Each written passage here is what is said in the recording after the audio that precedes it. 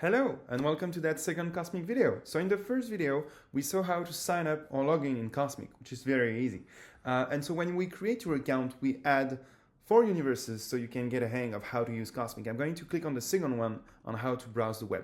So what you see here is that we open the universe in a new tab, so you can see that Kosmik has tab support if you want to have multiple universes open.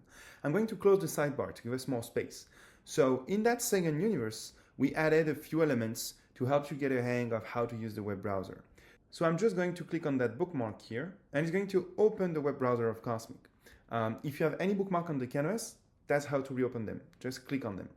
You can also, if you want to open a blank kind of web browser window, if I may call it that, or a blank website panel, just press on W, which is our keyboard shortcut.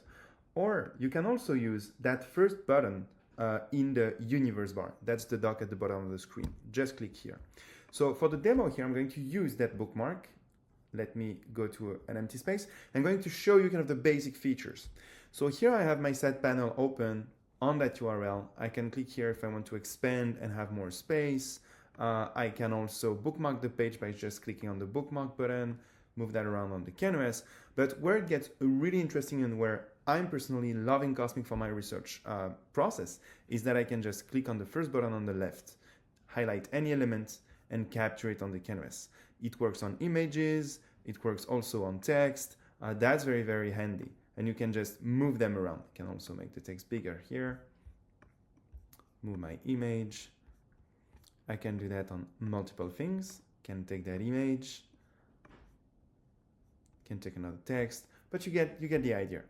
Where it gets even better is that you can also now click on any of those elements, and if you click on the first button, we're going to open it in the side panel. Very, very, very nice if you want to get a detailed view of your elements. You can also hover above that button, which is the source button, a very cool button. Click on it and we reopen the original web page. And if we can, we reopen it at the correct location to show you where that image comes from. So if you regularly build mood boards, bookmark stuff, and you always forget where you found them, Kosmik is for you. You can also click on the tag button. I'm going to tell you more about that in the fourth video, but here's a very brief overview. We always add a description. We generate it with our AI of any element you put on the canvas or you capture from the web. And we also add a few tags. We add as many tags as we can actually. And then when you search, again, that will be in the fourth video, I'm going to show you how to use the auto tags and search. We surface any element that corresponds to those tags. And in a few weeks, we're going to introduce very cool features that leverages that power. So here's a very, very brief overview of how the Kosmik web browser works. We hope you like it. Let us know in the comments and reach out if you have any question. Otherwise, you can jump to the third video about how to study and annotate PDF. See you very soon. Bye.